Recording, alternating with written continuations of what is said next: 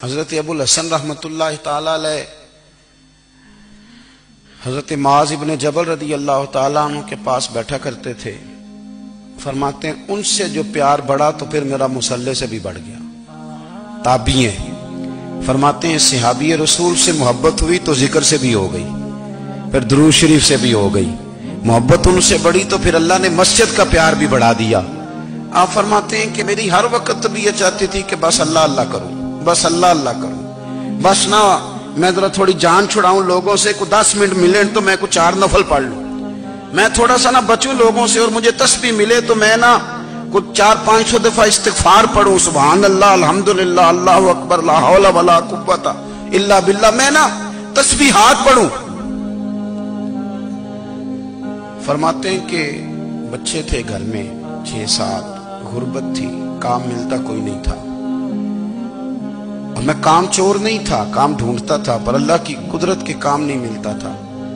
فرماتے ہیں کہ میں نے ایک دن اپنی اہلیہ سے کہا کہ آج میں پھر جاتا ہوں کام ڈھونڈنے. تو میری بیوی بڑی فرما بردار تھی, پر اس دن نہ غربت کے ہاتھوں تنگ آ کے کہنے لگی آج نانا کوئی تو چیز لے کے آیا, تو مجھ سے بچوں کی بھوک نہیں دیکھی جاتی. یہ سب روگاں دا روگ محمد جس دا نام غریبی, کنڈ بلا کے لنگ جاندے نی دوست یار قریبی.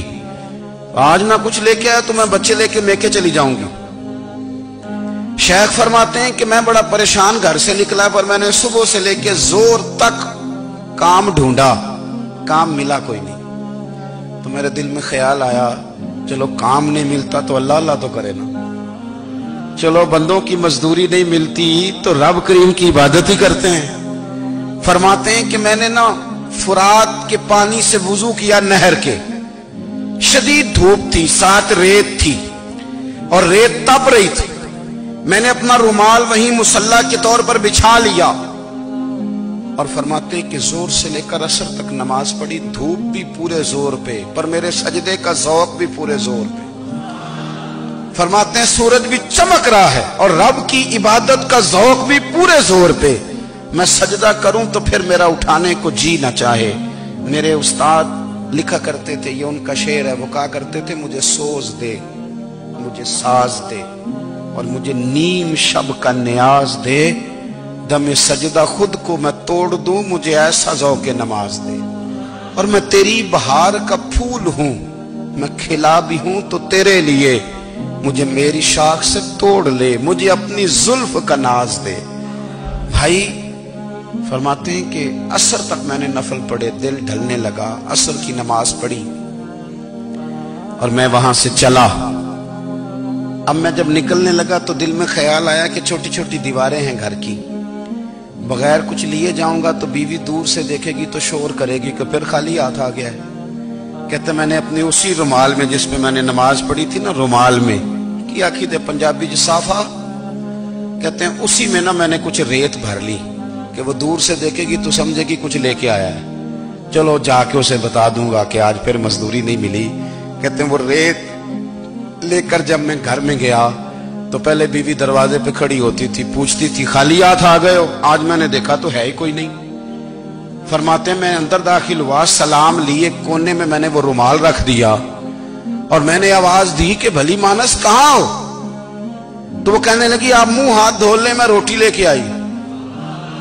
میں نے کہا روٹی کہاں سے آ گئی, یہاں تو کئی دنوں کے فاقے, تو کئی دنوں کی غربت ہے, یہاں تو اس گھر میں تو فقیری ہے. فرماتے ہیں کہ وہ روٹی لے کے آئی اور اس وقت کی جو موجودہ نعمتیں تھیں, سمجھ لیں سلاد, اچار, ہر چیز ساتھ لائی. میں نے کہا کہ بچے کہاں گئے, کہنے لگی وہ کھانا کھا کے کھیلنے گئے, آپ کھانا کھا لیں آ جاتے. کھانا اس نے چن دیا.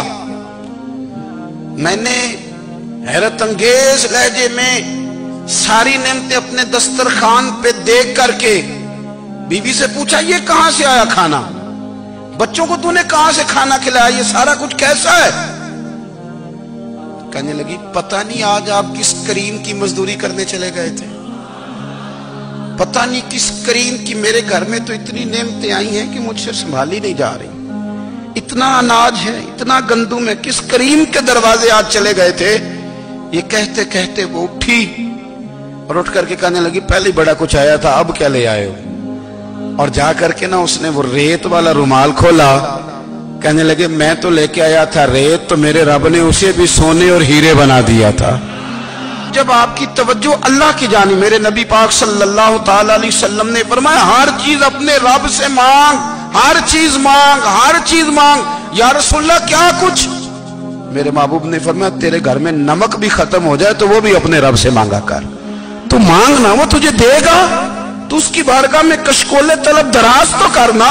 اور ترمذی شریف میں عجیب لفظ ہے، رسول کائنات نے فرمایا، رب کریم فرماتا ہے جب میرا بندہ ہاتھ اٹھاتا ہے نا تو مجھے حیا آتی ہے کہ میں خالی کیسے لوٹا دوں اس کے۔ اتنے بڑے بادشاہ کی بارگاہ میں، او بھائی لوگوں سے عزتیں تلاش کرتے ہو تو وہ کیا تمہیں عزت دیں گے؟ وہ تو کل اچھا کہتے ہیں پرسوں برا کہنے لگ جاتے ہیں۔ لوگوں کے سامنے گڈ بک میں آنا چاہو گے تو وہ تو سویرے تمہارے بارے میں کچھ کہیں گے، شام کچھ اور کہیں گے۔ اپنی روحانی زندگی آباد کریں، اپنے مسلح کو وقت دیں، اور دنیا سے چھپ کر اس موبائل کو بند کر کے اور اپنے آپ سے بھی چھپ کے اور تنہا ہو کے چھپا کے سارا کچھ اپنے آنسو اپنے رب کی بارگاہ میں پیش کریں، اس کے حضور حاضری دیں۔ سنو نا ترمذی کی حدیث، اور اسے یاد رکھنا، نبی پاک علیہ السلام نے فرمایا اپنے دکھ لوگوں کے سامنے نہ بیان کرنا، سیٹھوں نوابوں کو نہ بتاتے پھرنا، دنیا داروں کے سامنے جا کے نہ رونا کہ میں تکلیف میں ہوں۔ فرمایا اگر دنیا داروں کو دکھ بتاؤ گے رب تمہیں کبھی غنی نہیں کرے گا۔ اور لوگ ہیں کہ الٹا مذاق اڑائیں گے آپ کی، جس سے بڑی پکی یاری ہے نا، پکی، وہ تب تک پکی ہے جب تک آپ نے 50,000 مانگا نہیں، اور جس وقت آپ نے کہہ دیا کہ میں مجبور ہوں میری مدد کر تو پھر ختم ہو گئی دوستی۔ لوگوں کی تعلقات آپ کے ساتھ تب تک ہیں جب تک آپ ان سے کوئی ضرورت وابستہ نہیں کرتے۔ کریم محبوب فرمانے لگے بندوں کے سامنے دکھ نہ بیان کرنا، اللہ تجھے کبھی غنی نہیں کرے گا۔ تو اپنے دکھ اپنے رب کو بتا، تو دعائیں مانگ، تو اس کی بارگاہ میں حاضر ہو، تو اس کے حضور عرض کر۔ فرمایا اپنے دکھ اپنے رب کو بتا، وہ جلدی کرے یا دیر سے کرے تجھے ساری دنیا سے بے نیاز کر دے گا، تجھے کسی کا محتاج نہیں رہنے دے گا۔